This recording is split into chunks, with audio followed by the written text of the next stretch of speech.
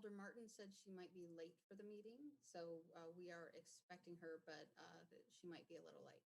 Okay, and I think Rich Arneson is trying to connect. I would ask the commissioners. Wait.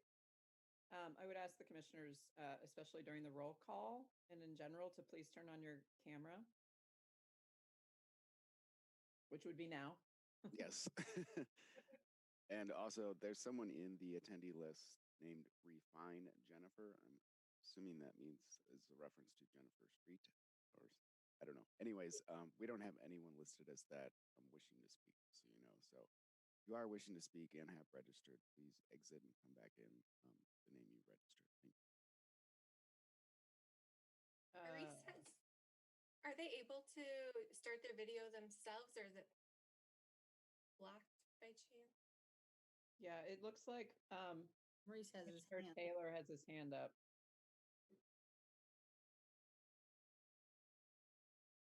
And Now try. I apologize about that.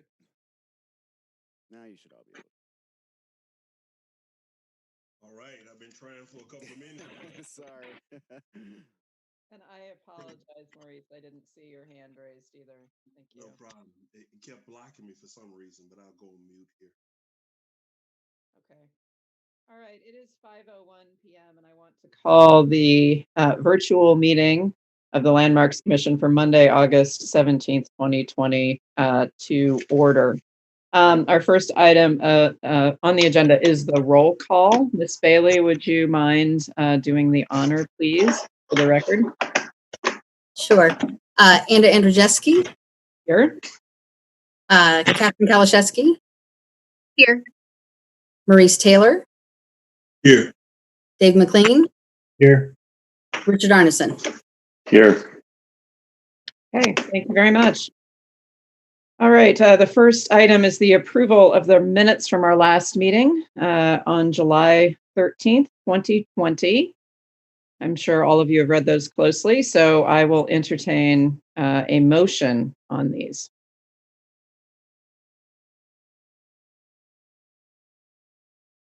Okay, if you could unmute your microphones for just a second. Oh, do you want me to allow them to unmute themselves? Yeah, and I'm sorry. Okay, sure. Joe will come back to you in a second. Okay. So let's approve the minutes and we'll cycle back to Joe. Okay. All right. I'll move approval. Okay, I have a motion for approval by Commissioner Arneson and a second by Commissioner McLean. Any discussion? Okay, seeing none, I will assume unanimous consent unless I hear otherwise. All right, before we move on, I want to kick it over to our tech facilitator for the night to go over some ground rules. Thank you. Welcome to our virtual meeting. If you lose connection at any point during the meeting, you can reconnect by clicking the link in your original email. Members, if you are able, please activate your video and keep it on for the duration of the meeting. Staff, if you are able, please activate your video when you are speaking. As the chair mentioned, all panelists, that is alders, commission members, and staff, now have the ability to mute and unmute themselves.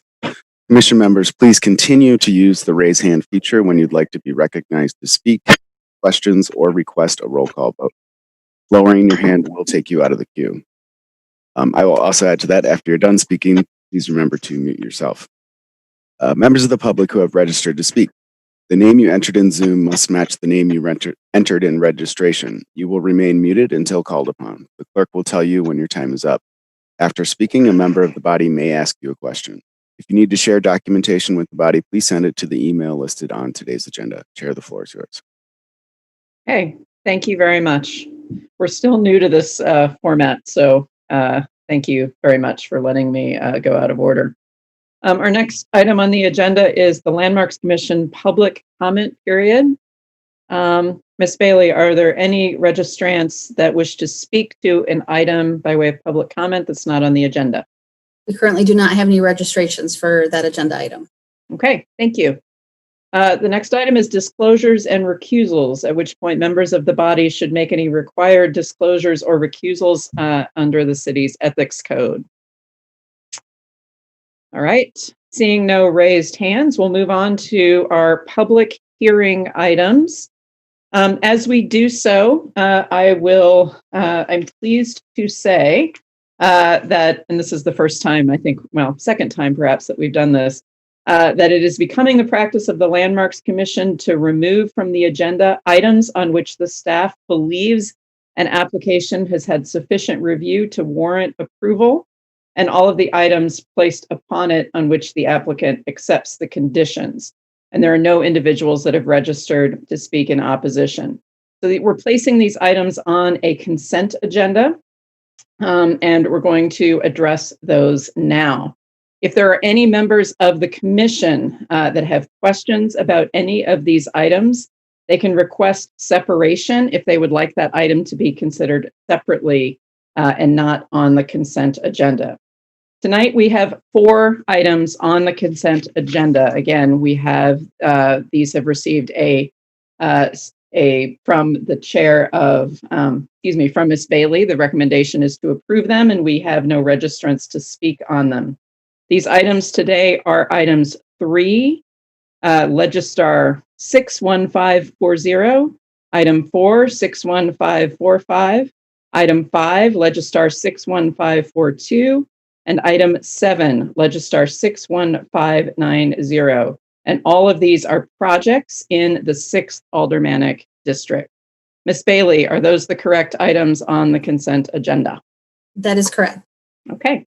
So at this time, I would like to ask the members of the body if there are any requests to separate these items, and that would therefore remove them from the consent agenda. Please signify by using the raise hand function for any requests to separate. Okay, seeing none.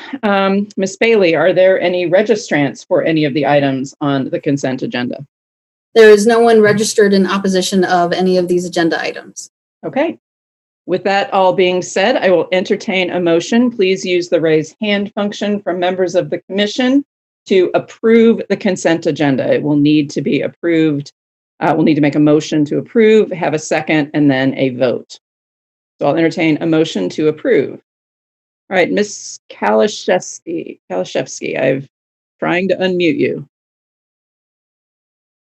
There we go. I move approval of these projects by consent agenda. Okay, there's a motion on the table. Mr. Arneson. I'll second. Okay. Any discussion of any of these items? Okay, seeing none, I will assume unanimous consent. If you object to this, please signify by raising the hand. Okay, those items are approved.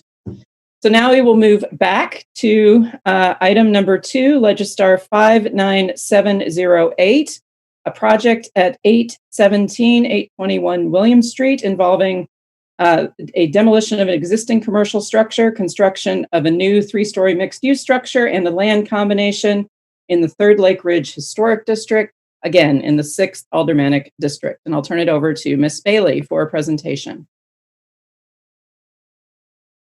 Okay, so I have up on the screen the current street view of the property in question. So history of the project, at our June 1st meeting, Landmarks Commission approved the certificates of appropriateness for demolition of the existing structure and of the land combination. There is an unresolved underlying lot line, but then referred the certificate of appropriateness for new construction to a future meeting. That updated application came in for the July 13th meeting. At that meeting, the commission referred to the next meeting, this one, and provided guidance to the applicant specifically to explore a 2 facade solution and to address the height of the building at the street. So for the applicable standards, we're looking at 41.236 for 3rd Lake Ridge standards for new structures for mixed use and commercial buildings. I will say the key point here is that we're looking at being visually compatible with the historic resources within 200 feet. It's visually compatible. It's not identical. This building is larger. It is taller and has a larger volume. The question is it visually compatible with the standards that are listed there in relation to the historic resources within 200 feet? So what we have up here are some views of the commercially related historic resources within 200 feet, and you have a view down Willie to give you a perspective of what this particular block looks like. I will note on the corner you have the fully flat roof historic resource that's within 200 feet. There is the false front at 831 Williamson that from the street facade gives the appearance of being a flat roof, for all that there is a gable roof located behind that false front. In terms of visual compatibility, I have up here the aerial view of the resources to give you a feel for how the existing structures are grouped together and their spacing. Then you have there in the middle the visual compatibility study area that identifies the historic resources within 200 feet, and that gives you the building footprints of the structures within the vicinity.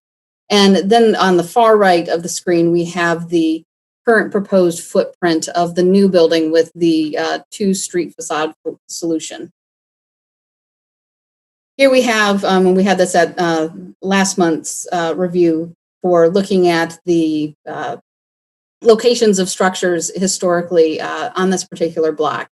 So here is the grouping in 1908. Unfortunately, the Sanborn maps don't provide a lot of detail until we get to the 1950. There's 1940s version, but it's essentially the same as this.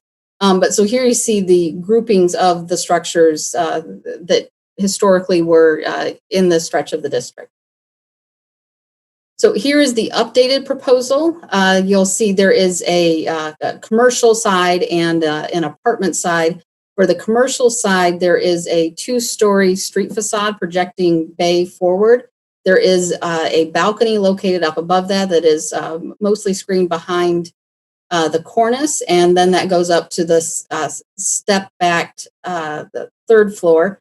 The apartment side has a three-story projecting bay, and there is a cornice at the second story. Otherwise, there is a setback there at the corner that addresses the visibility triangle for people coming in and out of the structured parking. The rest of the building is offset with the inset balconies, and the structure is then nested behind the current brick structure. So staff recommendation is staff believes that the standards for granting a certificate of appropriateness for new construction are met and recommends Landmarks Commission approve the proposal. Okay. Thank you very much, Ms. Bailey. This is, we have held a public hearing on this item, and because we do have significant public comment on this project and people wishing to speak, I want to reopen the public hearing now. We'll hear first from the applicant on this project, and then we will hear the other registrant. So, Ms. Bailey. So the applicant wishing to speak on behalf of the project is Kevin Burow. All right, good evening. If you could put back up the rendering view, your last two, I'm sorry, the third to last slide of your presentation.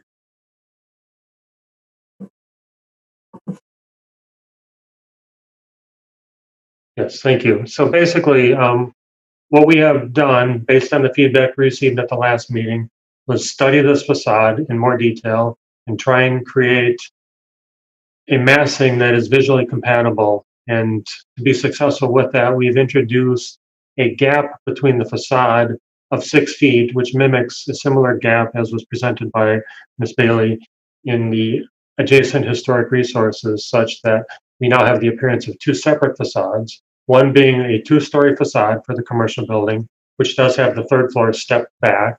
And as she mentioned, there is a concealed balcony up there for that residence.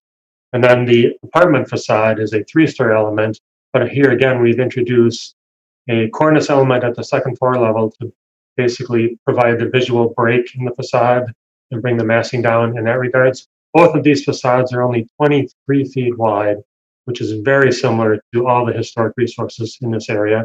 And the 6-foot gap is also very similar to adjacent existing commercial buildings. And then the corner of the building that is stepped back towards the underground parking is barely seen from this view as well. So we are hopeful that this overall revised massing and scale of this facade, as Heather has stated, is visually compatible such that we are able to get our certificate of appropriateness this evening. With that, I'll open it up to any questions after the other speakers have spoken. Okay. Great. I was going to say I cannot see the raise hand function when we have the presenter view. All right. Are there any questions from members of the commission for Mr. Burow about what he just spoke of or other aspects of the project that may have changed? Please use the raised hand function. Okay, seeing none. Mr. Burow, I believe I recall from reading the staff report something about the height also changing. Is that correct? Yes. From the original presentation to what we have before you today, it has reduced in height as well. We are now down to just 40 feet, 7 inches on the 3-story portion of the building. And then the 2-story facade that is immediately upon the sidewalk is only 29 feet, 3 or 4 inches. So we basically reduced the overall height as well along this process. What about the relationship from the last iteration we saw? What about the relationship of the building to the street? Have there been changes in terms of the relationship of the building to the street? Yes, we were actually able to gain, thank you for bringing that up. We were able to gain another 2 feet along the front facade. So we have stepped the building back 4 feet now from the existing property line as opposed to the previous 2 feet. Realizing though that there is a 0-foot setback allowed in this district, we are trying to do as much as we can here to pull this building back. Okay, thank you. Any other questions from members of the commission for the applicant at this time? Okay, Mr. Burow, I would hang tight. There may be questions that arise as we go forward. Thank you. Ms. Bailey? First registered in opposition wishing to speak is John Martens. Okay, Mr. Martens, you have the floor. Okay, can you hear me? Loud and clear. Okay. I sent in a packet that I assume you have all read, and to cut to the real chase of it, in order for this to be passed or receive a COA, it needs to be compatible with the rhythm of building masses and spaces compared to the buildings located within 200 feet of other historic resources. I don't think there's any question this thing isn't even close. Masses and spaces, mass, which I assume is volume of the building, space, on that lot, there is very little space. The ratio of those two compared to the rhythm of masses and spaces on the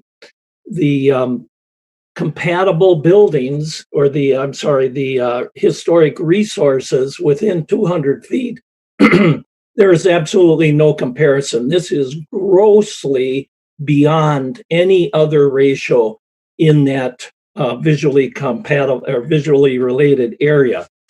Now, as you know, as all you commissioners know, your decision is incumbent upon the comparison or the compatibility of this to the other resources, historic resources within the 200-foot area. And consequently, the map of what those buildings are is absolutely essential. And this was first shown as page 6 in the staff presentation. I believe it was in June, and has been shown repeatedly since then. That map shows 803 Williamson Street as a historic resource. That is completely wrong. 803 is a new building. A historic resource is one that was built before 1929. That building was built approximately 3 years ago. So when that is represented as a historic resource on the most critical piece of information you have to judge this by, you're looking at incorrect information. And now there are a lot of buildings on that. And if this were if this were just a building, you might be able to dismiss it. Unfortunately, 803 has been used as a justification in repeated staff reports for allowing a 6-foot gap and the mass of the building. You cannot use a non-historic resource as a justification for compatibility. If this were the case, you could take that relationship. You're at 3 minutes. Okay, can I finish my sentence? Mhm. If that were the case, that you could take that relationship of fully filling a lot with a 4-story building to apply to every single lot on Williamson Street, and the historic district would be gone. Thank you. Okay, thank you very much. Do the commissioners have any questions for this registrant? Please use the raise hand function if you do. Okay, seeing none. Thank you, Mr. Martens. All right, Ms. Bailey. Next is Steve Ohlson, registered in opposition, wishing to speak. And before Mr. Ohlson keeps going, I thank Ms. Bailey for reminding me of the time. I'm going to be giving everyone 3 minutes in keeping with our policy. Thank you. Mr. Ohlson. Good evening. I live on the same block as this proposed project, 300 feet away. The proposed materials for the 817 project describe this as a 3-story building. In reality, the first floor starts at least 6 feet higher than the sidewalk. That makes this a 3 2/3 story building. The Build 2 neighborhood plan requires that new buildings here be no higher than 2.5 stories.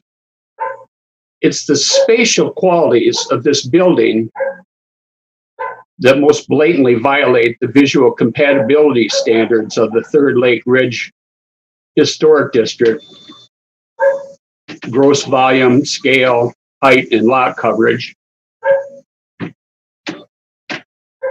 The changes that are now being discussed by the architect today are clearly just cosmetic ones that solve the major incompatibilities of this building.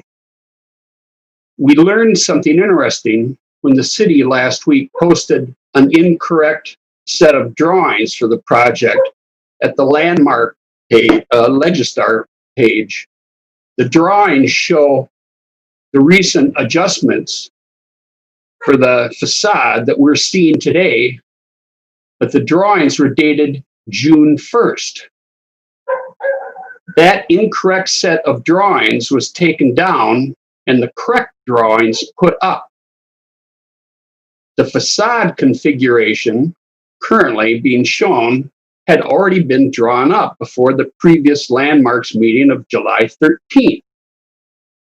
Obviously, the developer and the architect have been expecting to do these adjustments all along. What has remained the same is that this building is a building of 24 apartment units. Again and again, we've been told that the adjustments that would begin to alleviate the violations to visual compatibility are impossible because the number of units in the building cannot change. It's my understanding of the city's charge to this commission does not involve altering standards because of the financial aspirations of an applicant. I urge that you deny this proposal. Thanks very much. All right, thank you. Are there any questions from members of the body for Mr. Ohlson?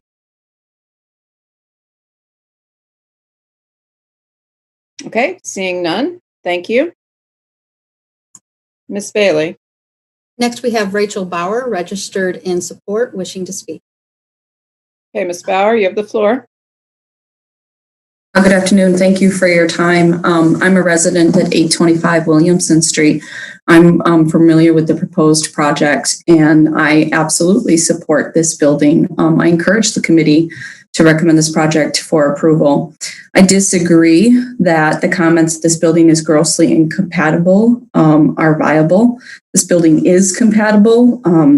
that's as obvious as looking around and down the street. I understand the historic significance of compatibility. I have a background myself in commercial real estate. I'm an owner operator. I've developed several projects. Unfortunately, none of them are in Madison. But I also have a passion for architecture and adaptive reuse and preservation. I've worked with the Wisconsin Historic Society on several projects in the Wisconsin area. What's really important to me is that a city like Madison can't afford to stifle the growth of its downtown because of structural historic significance. 100 years ago, the largest buildings in this neighborhood were warehouses, and several of those still exist in near proximity, maybe not within 200 feet, but definitely near proximity. So Madison's future is dependent on its capacity to meet the housing demands within its city center. This is a critical piece of property in a prime area where residential housing absolutely needs to exist. It can't just be about maintaining, what was there in the past. So I encourage each and every one of you to consider that this is the right building in the right place at the right time and approve this. Thank you.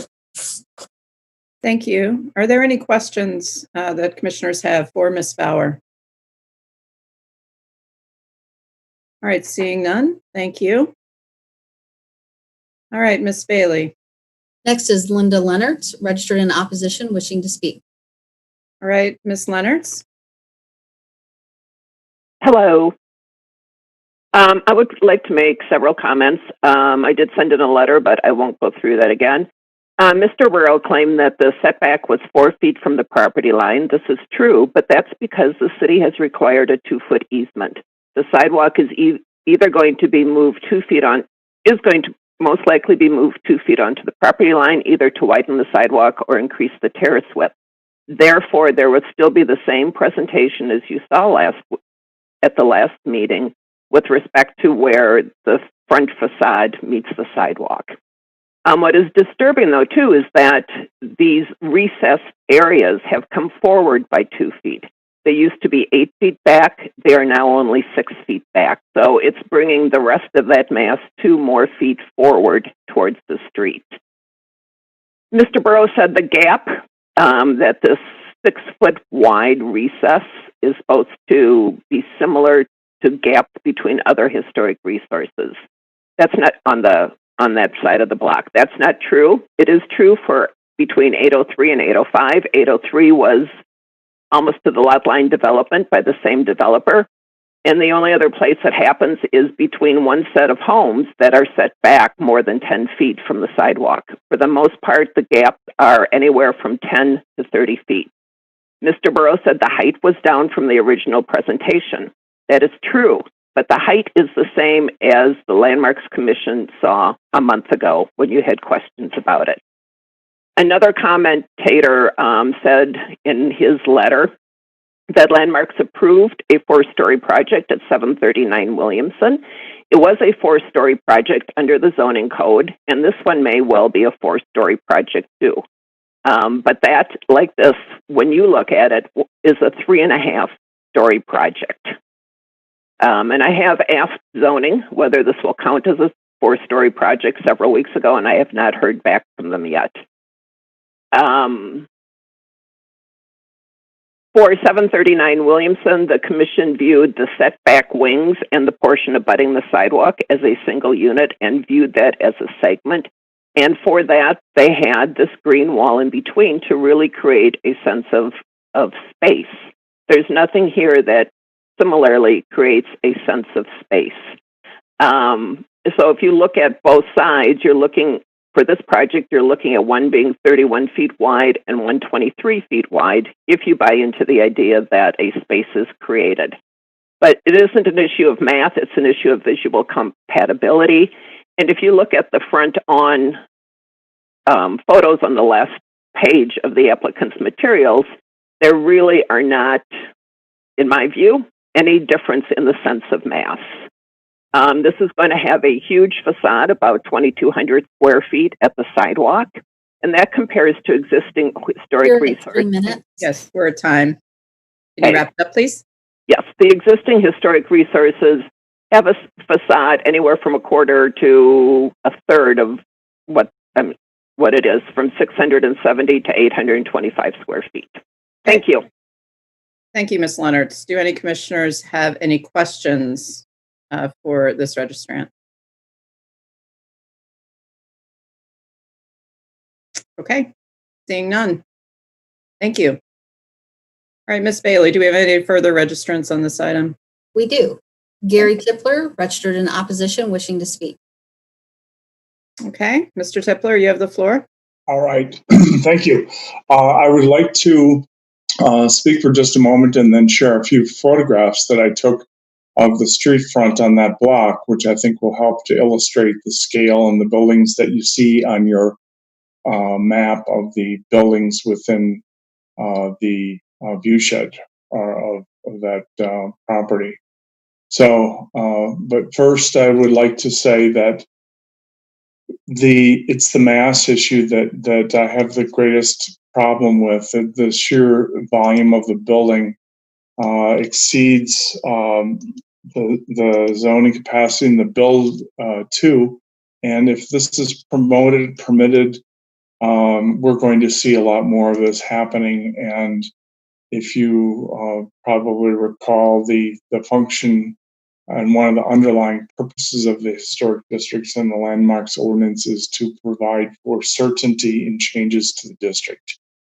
Otherwise, we will see rampant speculation, destabilization if these are exceeded.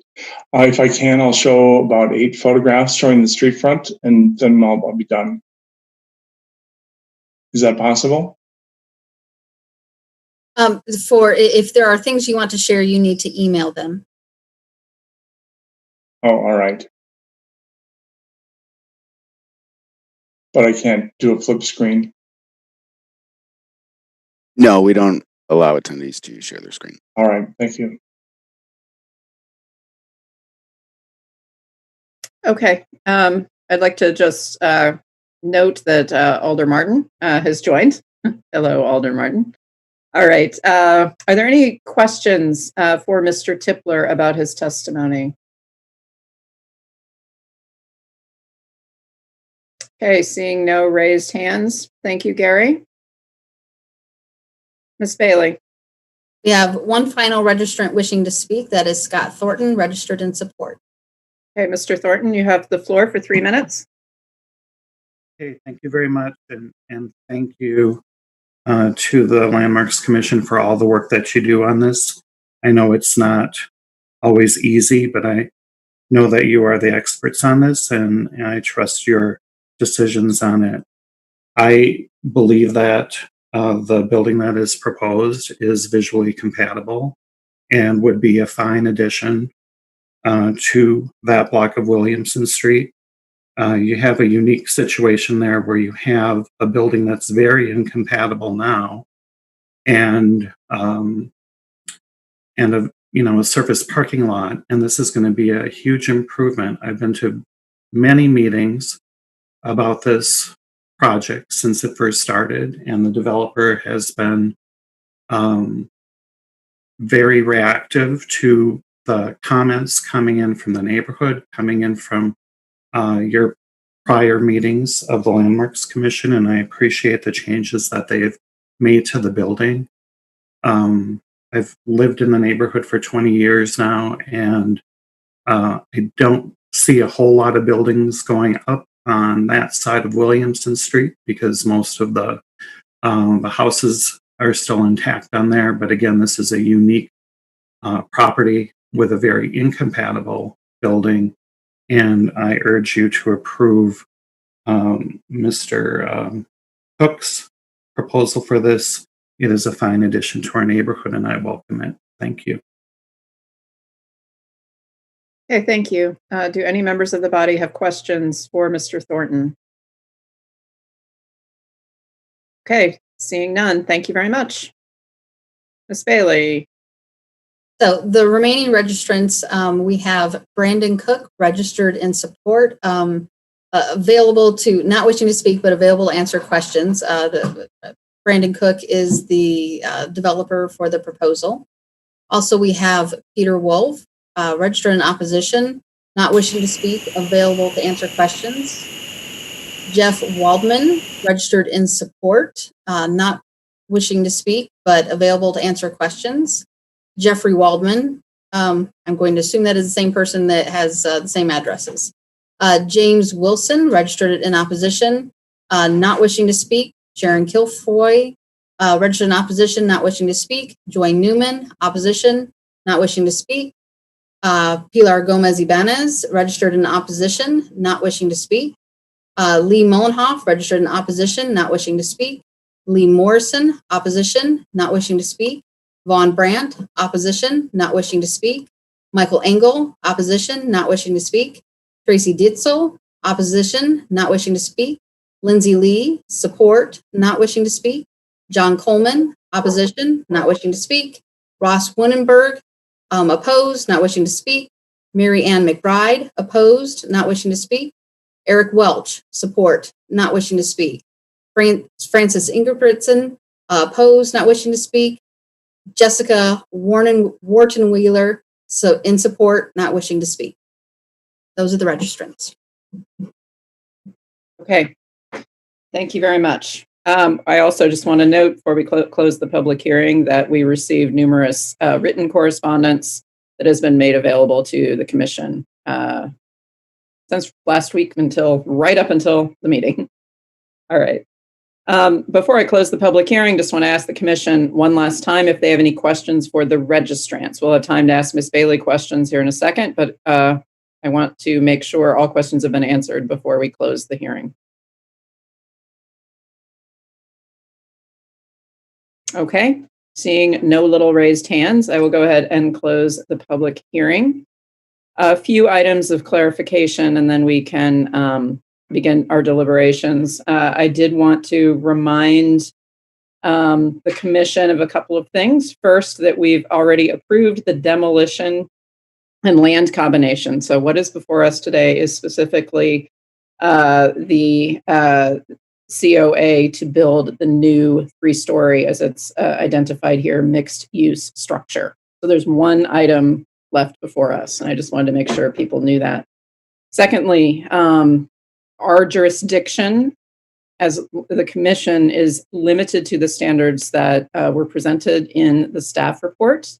And I just want to say this both to remind us of our purview, but also for members of the public so that they understand what we are looking at and what we are charged with doing. And I would ask the commission, moreover, as they state their position on this item going forward, that they speak to these standards. It's vital that members of the public understand that we are not sort of casual in our judgment here, but that we actually are working with the standard.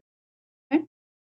So with that, we can begin to see if there are any questions for Ms. Bailey about the staff report or anything to do with this project. Or we can move on to a motion and work that way. So I open the floor to the body. And don't all raise your hands at once, but please use the raise hand function as well. And I would note also, and I should have noted this at the outset, we try to leave space for the alder where the project is situated to speak. And I am watching just in case she comes back, but I do not see her on at the present time. Ms. Bailey, can you confirm that? I can confirm that she is not on. I spoke with her earlier today, and she said her schedule was very busy. She would try to make it, but she wasn't sure if she could. Okay, thank you. All right.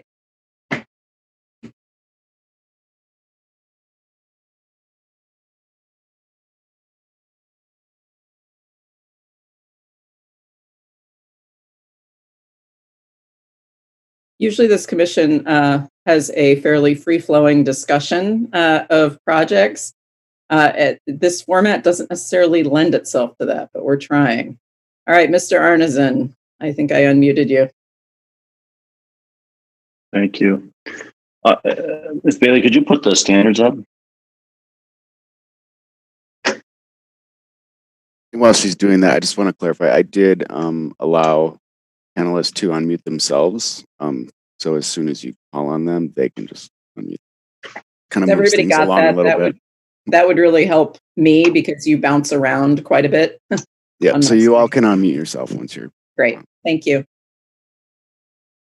So, you know, I'm prepared to make a motion, and I can do that now. So I will move approval with the revised proposal.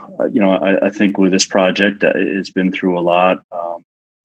We had the staff recommendation even before the changes now was for granting the COA.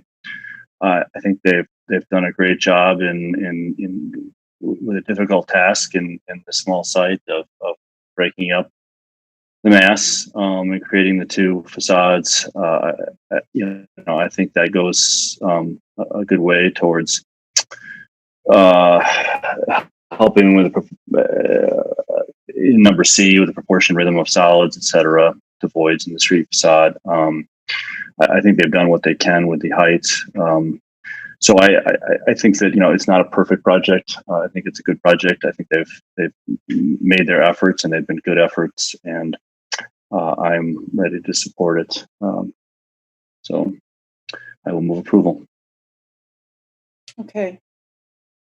Thank you. There is a motion on the table. If Ms. Bailey can take down the standards so I can, let's see if I can see people. I can. Great. All right. So Mr. Arneson has made a motion. Do I hear a second on the motion to approve? Please signify by raising your hand. Alder Martin. Hold on. Okay. I second. Okay. Do you care to speak to the standards or anything related to the project at this time? Or No, I think what Mr. Arneson said was on point. So okay, great, thank you. Okay, let me see. Sorry, playing buttons. All right. Further discussion. We have a motion that has been made and second to approve this iteration of the project. Any other commissioners wish to speak to this? To speak now. Just watching for the hands. I'm sorry.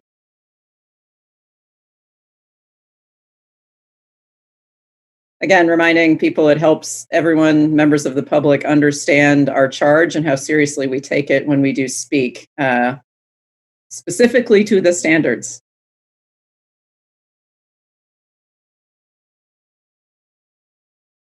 All right, Mr. McLean.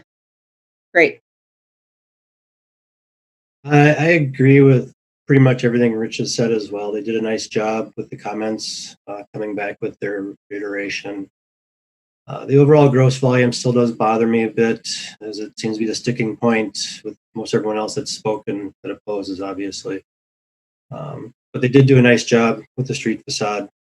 I definitely acknowledge that. I think giving an attempt to break up into two different buildings, or at least masses, with the break in the middle, it's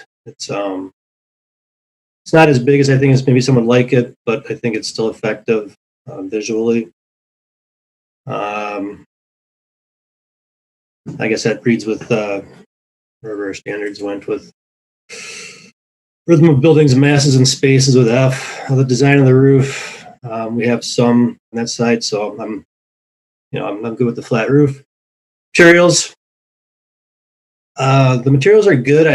I wonder if maybe a brick not so strong in color might help a little bit. I'm not talking something light or white like they had two iterations early, something dark and something really light, but maybe a little less. I know it's just a rendering and it could be my monitor, but just a comment, I guess, on the color of the brick, something. And I'm sure as they go through the process, there'll be comments on materials and colors further down the line too. So if they could have some options for those reviewers, that'd be nice. The height, not much you can do about that these days. Rich knows, as he said the same.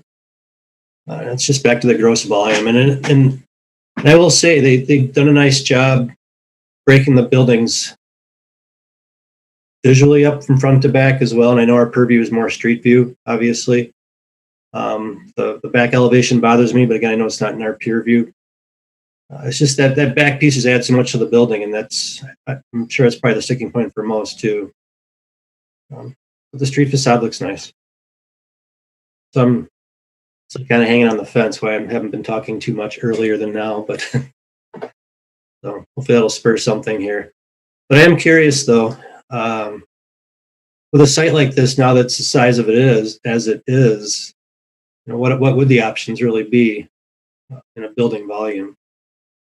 Just, I guess, kind of something to consider. Would that be a smaller volume building and a bigger parking lot next to it, or wider driveway? Something to consider, I guess, too. They do have a site that they have to work with. They have a larger site than probably most, so it kind of all makes sense. Thank you. All right, thank you. Any other commissioners wish to go on record at this juncture? All right, Ms. Kalashevsky.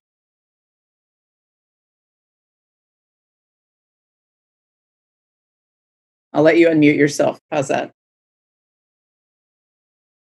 Sorry, I thought I did unmute myself. I agree with David. I'm having some really hard times with I understand the arguments about the height, but I still having some issues with finding both the height, the volume, and the gross height meet the current standards. And also hearing the neighborhood say that they have similar issues is also a thing that's on my mind. Okay. Thank you. Anyone else wish to speak? We do have a motion that has been made and seconded on the table. Any further questions for Ms. Bailey or any further comments? Discussion. Okay. Seeing none, I think I'm going to call the vote. And because of the nature of, Mr. McLean, sorry. Yep, me again. So with the discussion we just had, those comments will be moved forward as well as the motion, or should some of those be included within the motion to make sure that they get heard from this process moving forward? Ms. Bailey. For the materials, if this commission wants something related to the materials, you need to make that a condition of approval of this commission's action, rather than hoping that Plan Commission incorporates as part of their review. Plan Commission is primarily addressing the use. We are addressing the landmark standards for the new construction. So the exterior materials would be part of our approval. A possible condition of approval would be submit material samples of the brick to staff for approval, if that is something you are comfortable with. Yeah, I am. If Commissioner Arneson wouldn't mind a friendly to his motion. Rich, you want to unmute yourself? Do you consider that friendly? And then I'll need Alder Martens. I do. I had a question for Heather though. Does this project go to urban design? That was my question too. My understanding is that this isn't something that would go before urban design. Interesting. Then, I guess I'm fine with it. I don't disagree with your comments. I don't really want to get into picking colors for them, but I don't disagree with what you said. Alder Martin, are you okay with that considered friendly? Yeah. Okay. So, Lauren, that's a condition, just as you're writing this down, a condition of approval. Sorry, to run the color of the brick by staff for final approval. Is that right? Am I understanding the intent? Yeah, yes. Great. Okay. Before we go to the vote, any last, sorry, people are moving around and disappearing and appearing here. Before we go to the vote, any last comments, please use the raise hand function. Okay, seeing none. Ms. Bailey, I think we need to probably do a roll call on this one. Sure. Okay, so the motion on the table is to approve the project with the condition that the final color of the brick needs to go through approval by staff. Okay, is that correct? Right. And this is for the new mixed-use structure. So, Ms. Bailey? Katie Kalashewski. And I'll have to unmute, I think, for now.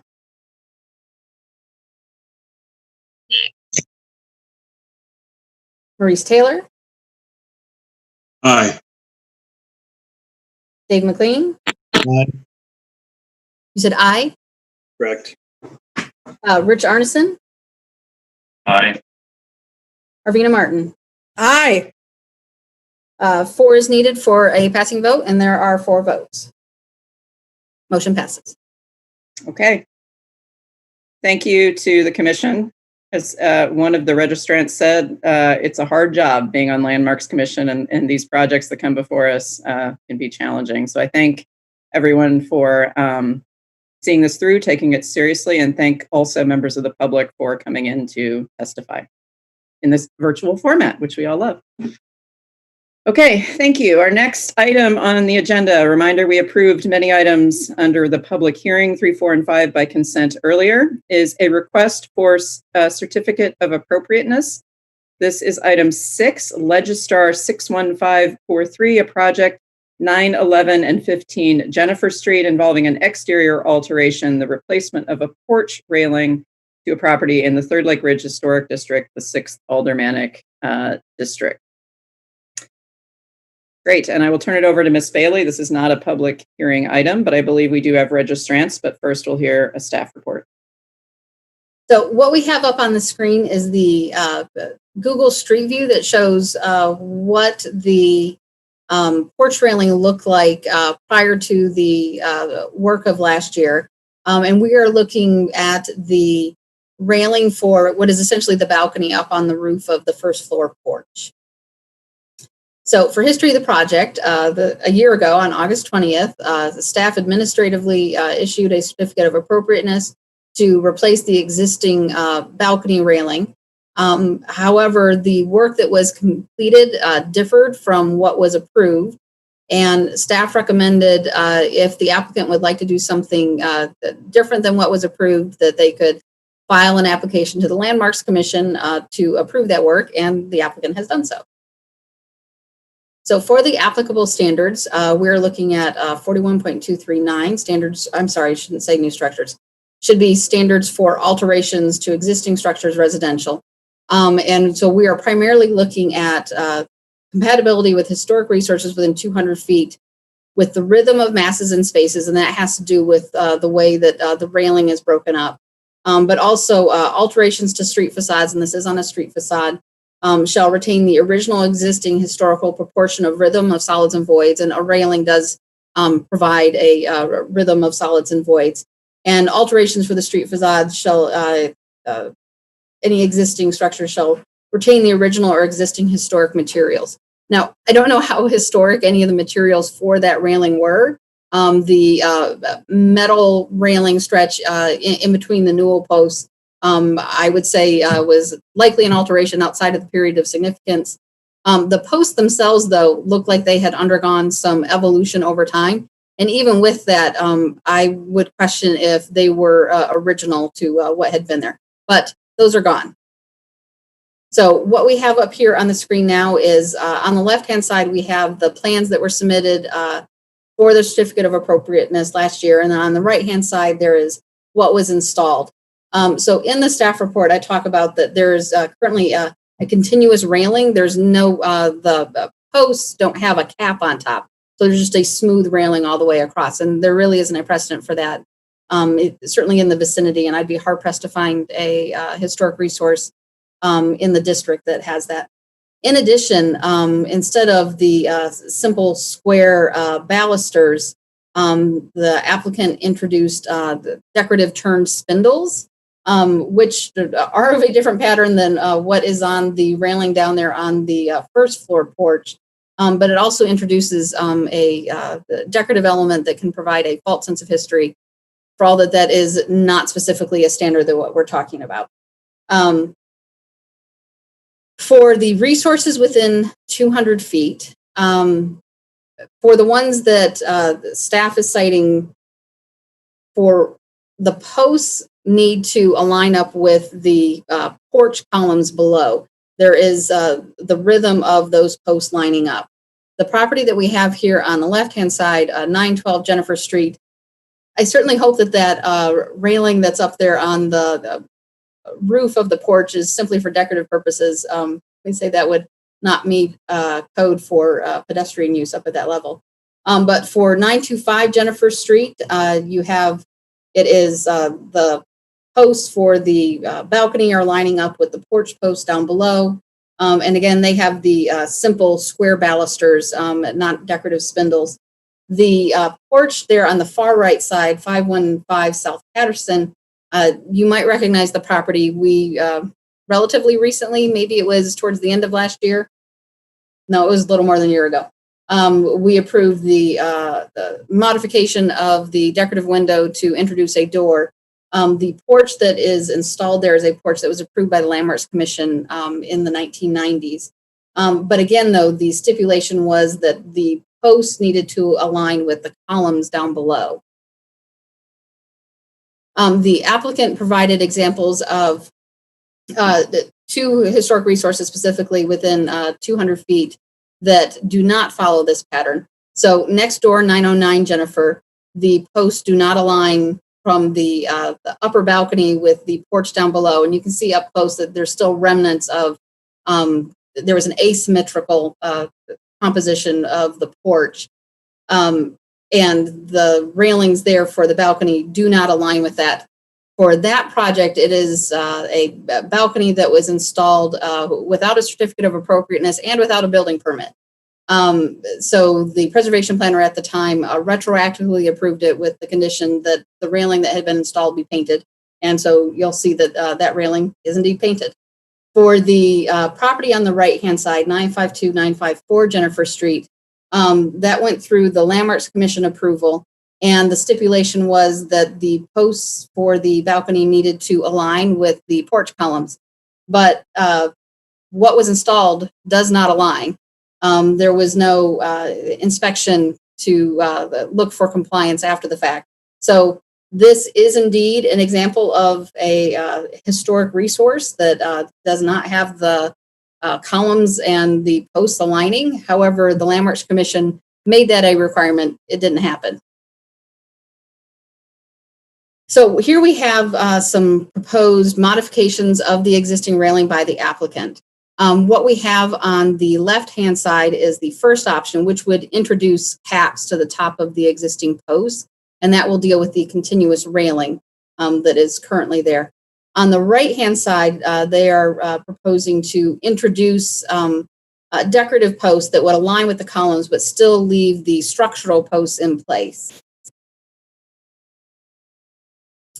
So staff believes that the standards for granting a certificate of appropriateness are not met and recommends that the Landmarks Commission deny the proposal and the city enforce the 2019 certificate of appropriateness for the balcony railing.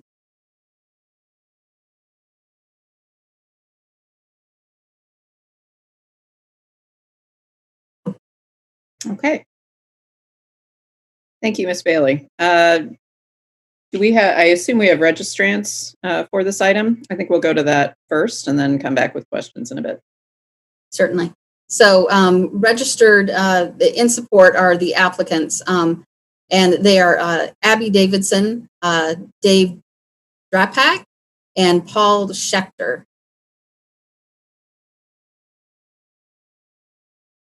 Okay, Ms. Davidson, I am showing you, so you have the floor, I believe, and I'm showing you as muted at present. Hi. There you go. Can you hear me? Yes. Okay.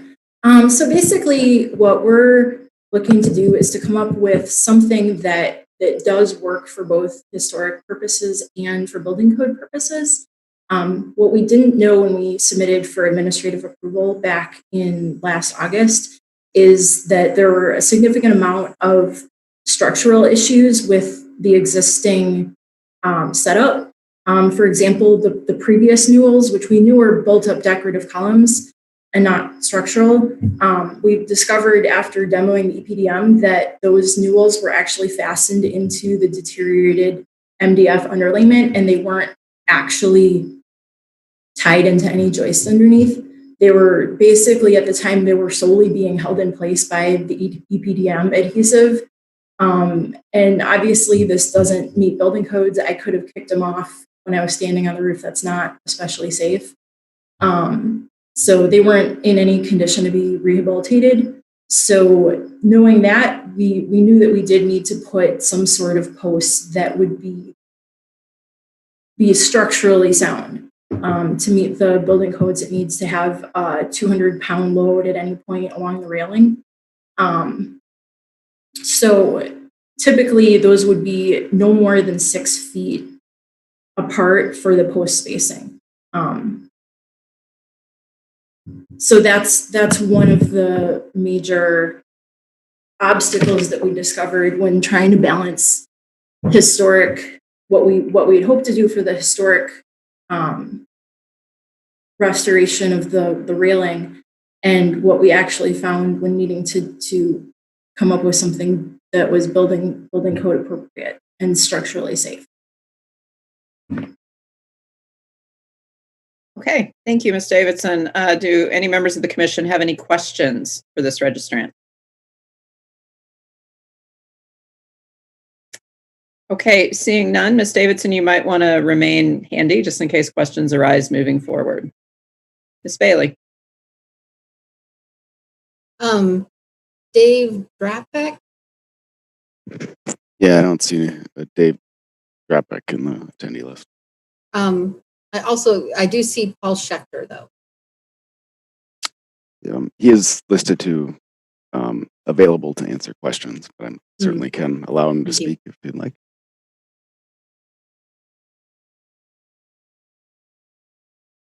Yes, I would like to speak, if that's all right. Please do. Go ahead. Sure. So I would echo what Abby said. I'd also like to just mention a couple things about the original COA. So we totally admit and would love to take advice from people who have suggestions about the posts, the structural posts, which is certainly an issue. However, the other things that were mentioned were actually not part of the original COA. So what was recommended by staff, which was the original 2019 COA, the spindles, it isn't described whether or not they should be decorative or plain in that 2019 COA. It simply says the material is wood, the diameter is, or the dimension is 1 inch, and the height is 42 inches. And then with regard to the continuous rail, again, the original COA doesn't have any mention of that. It just states it will create a structurally sound guardrail system, and it's sort of just left at that. So we would certainly be happy to put rail caps on, not a problem. But the reason that we didn't was because we had no direction to do so originally.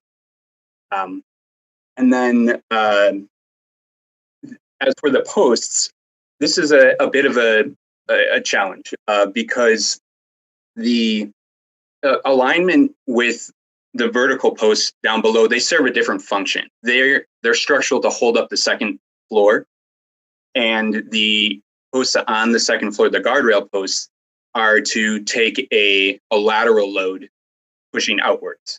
So they have to be more frequent.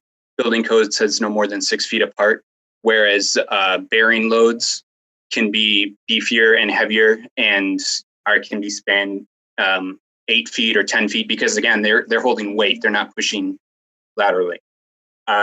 So we'd be happy to continue the vertical alignment up to the second floor with fake posts next to the 4 columns. The question, however, then is what about the real structural posts? I don't have a great answer for that, but I would be willing to, discuss anything, any recommendations. We're fully amenable to all ideas that might be presented. And we could certainly just could do 2 out of 3. So we could increase the dimensions of the existing structural posts to 6x6 instead of 4x4, which is historically significant. And we could put the caps on them. The only thing we wouldn't get in that scenario is the vertical line.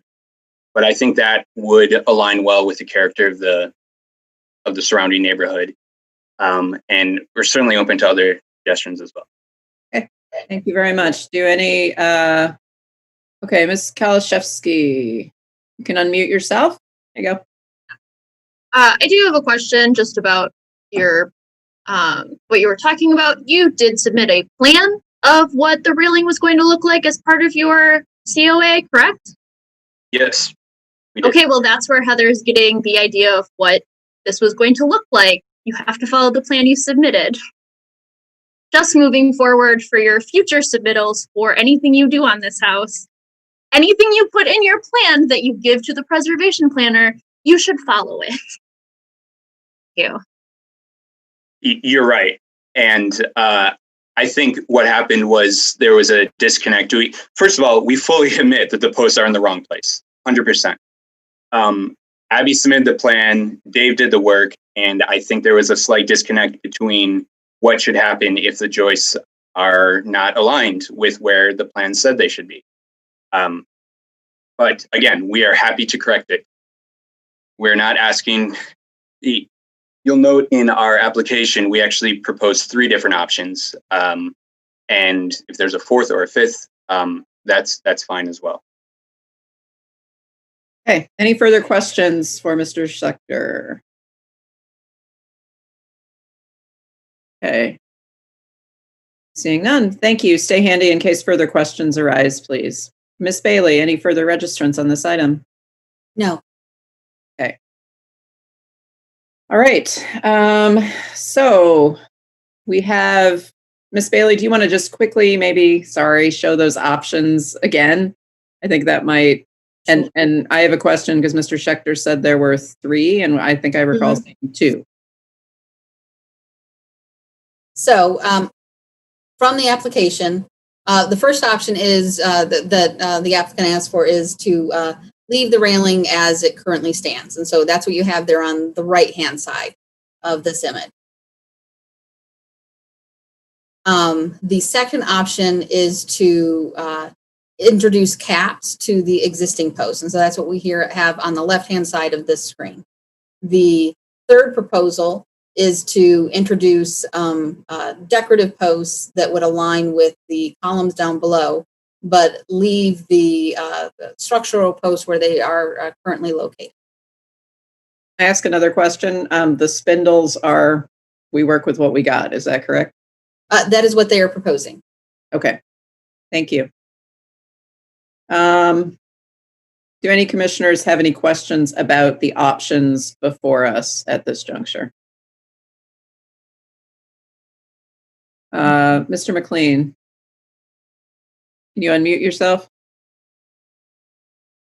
Thank you. In the third option, I believe it is, with the addition of the 6-inch newel posts aligned to the columns below, the structural newel posts, I guess, or vertical posts, those wouldn't move. They would be asymmetrical to the additional 6-inch newel posts. Is that correct? That is correct. So is there an option? Is this all kind of trying to not have to redo it again, basically? Or are we looking for an actual solution? Or are we trying to work with what's here? The applicants are proposing to work with what is there. Okay.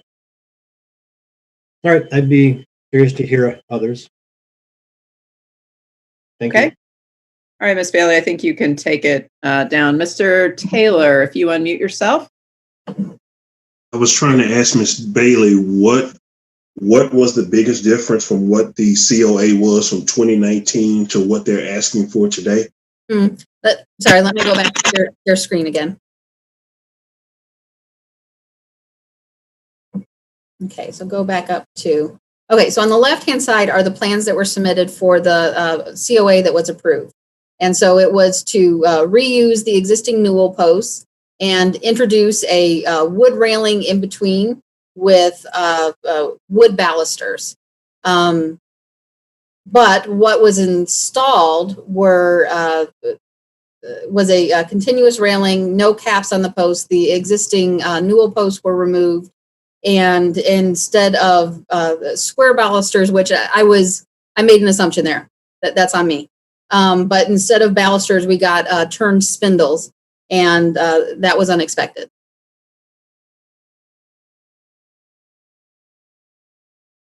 Are the spindles not, I mean, is that something that's, for that particular area, something that's not compatible to what's, adjacent in the neighborhood? So not necessarily. It has been the practice of the Landmarks Commission for if you are constructing a new railing without any type of historic documentation showing what type of decorative element might have been there, that you keep it simple. Our recommendation has tended to be for any of the elements, if you're introducing something new, you keep it simple. So for the vast majority of our projects, what we are approving are simple square balusters for the railing, not introducing a decorative element. So there are some decorative turned balusters down on the first floor porch. And so you can see that on the right-hand side. And they are a different pattern. And so that would provide some differentiation than the decorative spindles that are currently installed up on the balcony railing.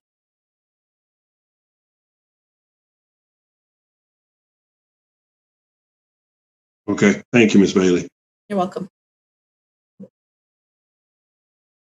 Ms. Bailey, just to be clear, the decorative spindles, what I'm looking at here on the screen, on the first floor, the right, at the bottom, they're decorative, but just different than what's the above there. Correct. Okay.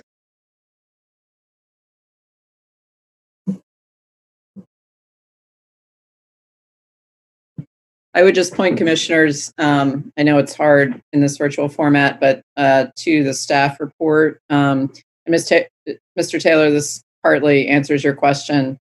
The relevant ordinance section is in the staff report, and what Ms. Bailey was talking about is keeping it simple is discussed a little bit more in there, I guess, under 4123.9 C in relation to the newel posts, but those are the standards that we're actually looking at. Okay, yeah, there we go. Thank you.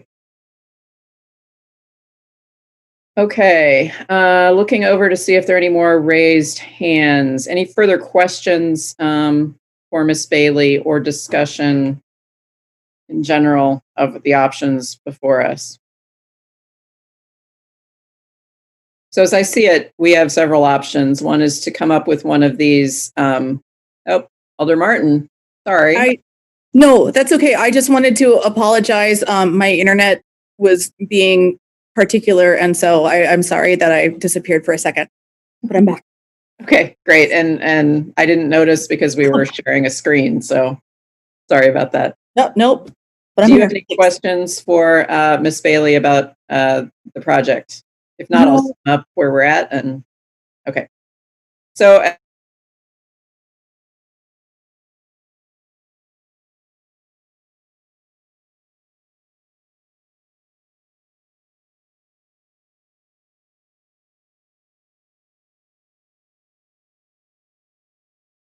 not saying we do this, I'm just giving all of our options, a complete rebuild of this porch.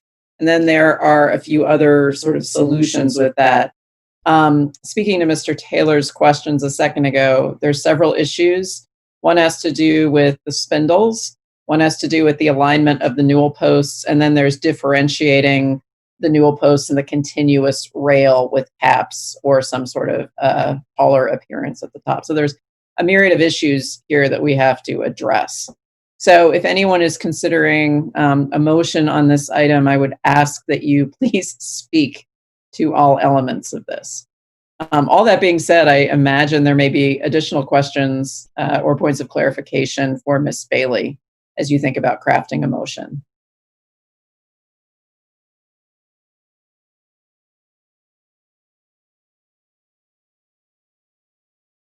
And if you're not ready to make a motion on this item, you can let the commission know where you're at with this. That might move us closer toward a motion, which I'm not making as chair of this meeting, but I'm trying to keep things moving along.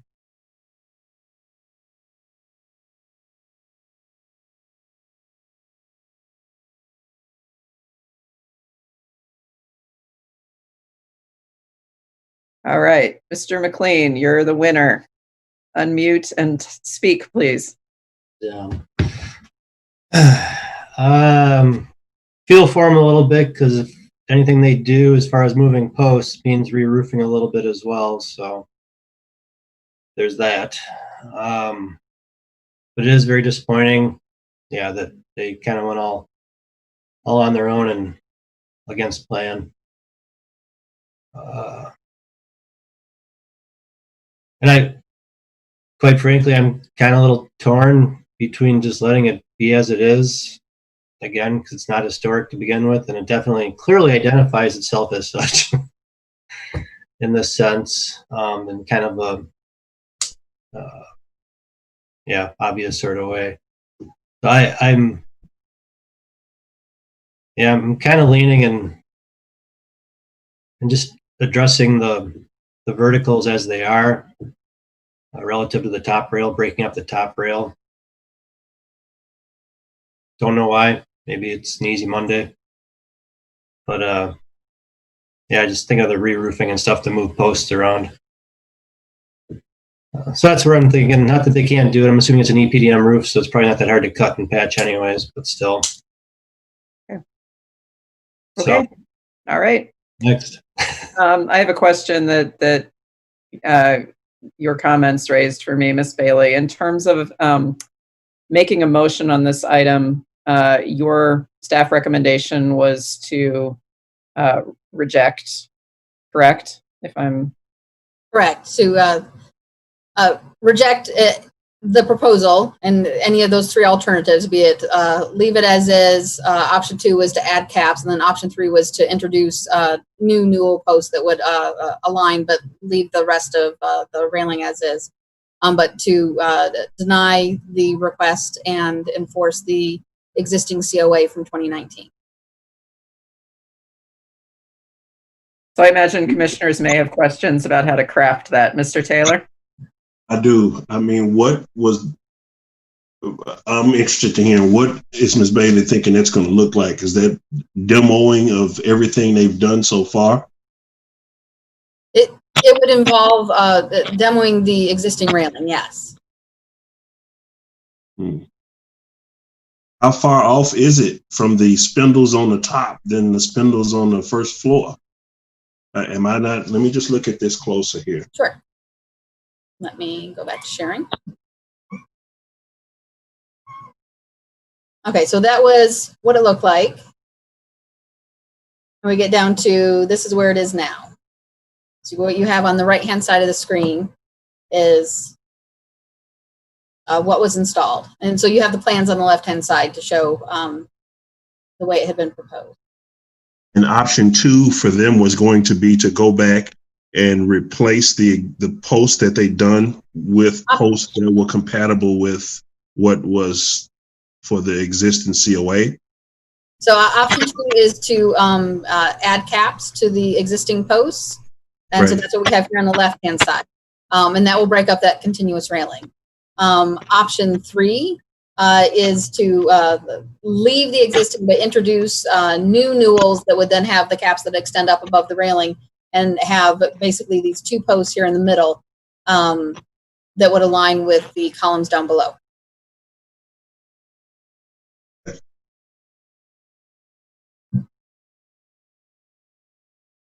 Does that clarify it for you, Mr. Taylor, a bit?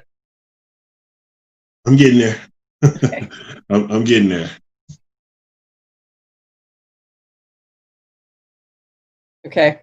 Any further comments, thoughts, suggestions, or I will entertain a motion. And again, Ms. Bailey is here to help you if you have questions about how to craft it.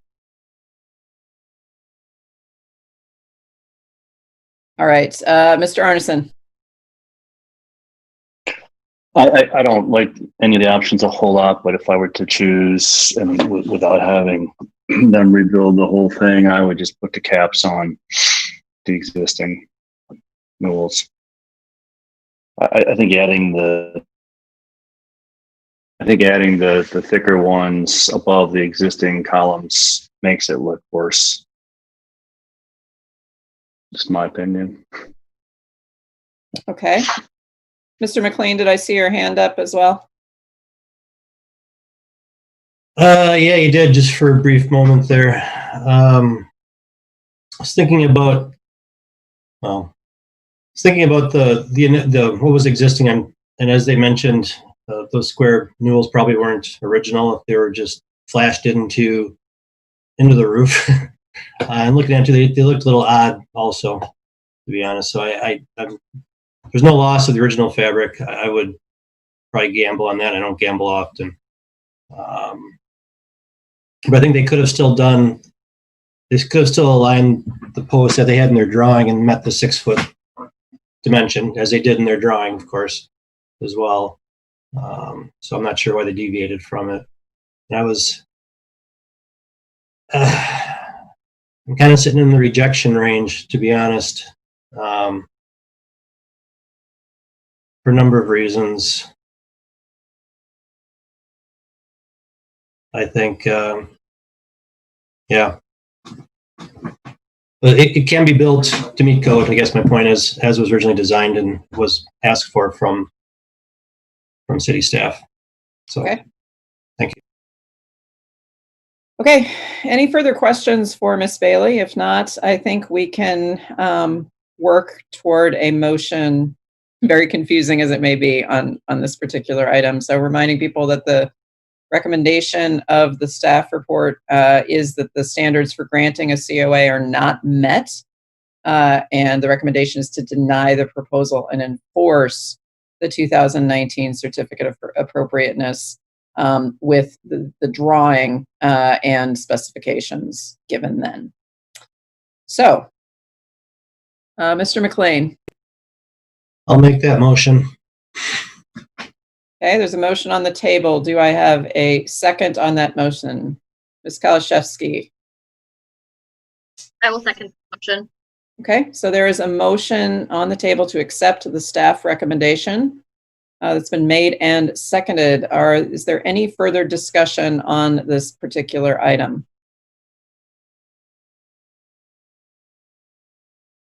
Mr. McLean or Ms. Kalashevsky, do you want to speak to this item? No, thank you. Muting. Okay. Anything to say, Katie? No, I think everything I've had that previous people have said I agree with. I also would really like to see the spindly spindles made into kind of just straight balustrades, but Spindly spindles. Okay. All right. Any other members of the body wish to speak? It's like little hands. Alder Martin, did you have your hand up, or am I just watching waving? I'm just watching hands waving up and down. Okay, seeing none, I think I will. Mr. McLean? Done? This may go without saying, but I'm saying anyways. If this passes, I guess, and they come back, of course, to work with staff, obviously it doesn't have to come back to us. This can be resolved through working with staff. Okay. All right. So I think I'm going to call the vote on this. Can we do this by unanimous consent, or should we roll call it? Ms. Bailey, what do you think? You could try unanimous consent first, and if you have Try that. roll call. Okay. So the motion has been made and seconded to accept the staff recommendation, which again is to reject the request for a COA. I want to assume unanimous consent on this item. Is there anyone that disagrees with that recommendation? And that would be adopting one of the compromise solutions or some variation of that was adopted. Okay, seeing no raised hands, the vote is unanimous to accept the staff recommendation. And for the applicant, what that means, Ms. Bailey, would be that if they wanted to, that they need to work with you potentially on a new application, correct? Yes, they could work on a new application. The existing certificate of appropriateness is good for 2 years. And so there is another year to work on compliance with it. This project is also securing federal and state preservation tax credits. And so the modification of the railing would come under review through those bodies anyway. And I think the interpretation provided here would also align with what the Park Service and what the State Historic Preservation Office would be asking to see as well. Okay. All right. Thank you for that. All right. We have a couple of more items on our agenda today that should, at least the next one should go fairly quickly. The Secretary's report, Legistar, let's see, what is that, 58737. Ms. Bailey. So this is becoming our habit, talking about our upcoming schedule. The mayor's office is working very hard with trying to make our standing boards, committees, and commissions get on a more predictable schedule. But there are still a couple of factors in play. And so I don't have a definitive answer in terms of how we are proceeding. I did submit the request per the commission's request to staff to ask to go back to our normal schedule. And the mayor's office is still considering that. So for right now, our next commission meeting will be September 14th. And that was our scheduled meeting. We only had one meeting scheduled for the month of September because the holidays threw off possibilities for meeting twice for the month of September. We do know for the month of October, while we had 2 scheduled meeting dates, October 5th and October 19th, it is unlikely that we will get approval for either of those dates. There are 2 other large meetings scheduled for basically the same exact time. And there's only so much staff capacity to be able to support these types of meetings for a virtual meeting. So a strong possibility would be in between Monday, October 12th.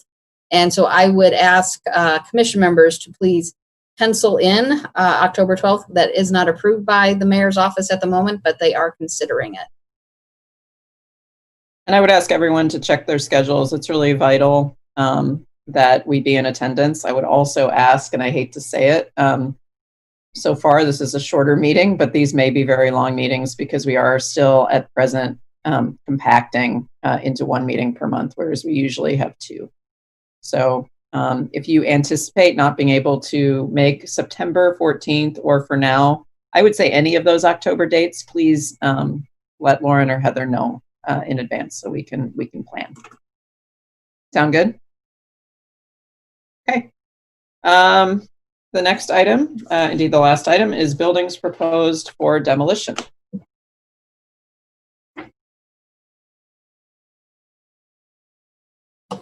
I should note also that Mr. Arneson had to drop off at this point, so we are down 1 member for the next series of votes. So this should be fairly quick, going with the way we have reworked our demolition review. So you have the more detailed information in the staff report. But for the properties currently proposed for demolition, there are 3 addresses that we do not have a preservation file. The state does not have a file. So with the information that we had, the staff is recommending no known historic value for 522 South Gammon, the 1022 Renke, and 5010 Milwaukee. So we can deal with these as a group unless somebody wishes, much like the consent agenda, to remove it. So I will entertain a motion on these properties not having any historic value. Ms. Kalashevsky. I move that we follow staff recommendation and that these have no known historic value. Okay, thank you. Mr. McLean. Second that. Okay. So a motion's been made and seconded on these three properties. Any objections? Mr. Taylor, did you have anything to add? Oh, you lowered your hand, I think. Okay. No, I was going to second Ms. Kalashevsky, but Dave chimed in. Awesome. All right. So any objections? All right. Seeing none. All right. That's accepted. Ms. Bailey. For the next set, the rest of the properties are related to the proposed American Exchange Bank redevelopment. And so Landmarks Commission has completed its review of all the components that require an approval by the Landmarks Commission. But for all of these, we do have preservation files related to most of them. I don't think we have a preservation file for 22 North Webster. But we have some detailed information about the histories of these properties. And one of them is currently a designated landmark. Landmarks Commission approved the demolition through the public interest variance. So with the more detailed information for these, staff recommendation is for the middle of the road, our what we call our B finding, that the commission finds that the building's historic value related to the vernacular context of Madison's built environment, but the building themselves are not historically, architecturally, or culturally significant. And so to be clear, what we're talking about in terms of them not being significant, it means that they're not significant enough to be designated as a landmark. The one exception being the property that is a designated landmark, but the Landmarks Commission made its finding about its demolition. And all that detailed information is there in the staff report. Ms. Bailey, I have a question about this. Excuse me. You have 22 North Webster and 120 East Washington Yes. on here. Those properties are actually more recent. So I'm wondering if you could clarify. I'm sorry? They are more recent. So 22 North Webster is 1972. And then 120 East Washington is mostly a surface parking lot. And there is the 1994 wing that is connected by connected to 1 North Pinckney, but is its own separate structure. So I was including those as part of the overall proposed development. You are certainly welcome to pull those out with a finding of A, and I think that would certainly be warranted. Okay, thank you for that clarification. You're welcome. Okay, so we can either deal with these as a group with the recommendation of B, or we can separate them as Ms. Bailey discussed. Mr. Taylor. Just one question for Ms. Bailey. I just want to know what the term vernacular context, what is she referring to? I'm going to speak to vernacular context, but the chair is really an expert in vernacular architecture. So the vernacular is really our local context. What we're seeing in terms of the architecture, these are a part of the style of architecture that is particular to Madison. So thanks, Ms. Bailey. You know, I could talk about this for about 20 years and I'm not going to. But all I will say here, the way I understand it, Mr. Taylor, is that we're saying that, yeah, these buildings tell stories that are important about Madison's history, but there's nothing about them that rises to the level of landmarking them, with that one exception, which we already dealt with the demolition permit before. I will put Ms. Kalashevsky on the spot if you have anything else to add to that understanding of vernacular. I don't know if I do. I think that gets at a large, put your arms around it meaning. Say if we're talking about local vernacular in terms of language, we call water fountains bubblers and parking structures ramps, and so that's the verbal vernacular. But these are our architectural language. So these buildings represent our local architectural language. Does that help, Mr. Taylor, a bit? Yes, thank you. Okay, cool. All right. So I will look for raised hands to indicate a motion on dealing with these properties. And Ms. Bailey, A is no known historic value. Thank you. And B is what we're recommending here. Or the staff report is recommending. Okay. Don't all raise your hands at once. Okay, Mr. McLean. I'd like to move to accept the staff report for these buildings, please. Okay, I have a motion on the table. Do I see a second? If the first raised hand will indicate a second. Okay, Alder Martin seconds. Any further discussion on these items? Okay, so we're finding all of these under B because they're related to this one project, as Ms. Bailey explained. Okay, I'm going to assume unanimous consent for a finding of B as with the staff recommendation here. I see no objections. Okay, Ms. Bailey. Okay, that concludes it. That is it for buildings proposed for demolition.